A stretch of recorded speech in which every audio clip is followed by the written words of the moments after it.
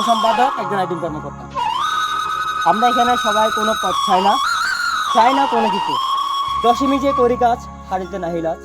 একসাথে কাজ করলে কাজ করতে সময় লাগবে না। আমি আমাদের এই কাজটা যেন সমাপ্ত করে এগোতে পারি সেই চিন্তা ভাবনা সবাই একটু এগিয়ে আসে। এখানে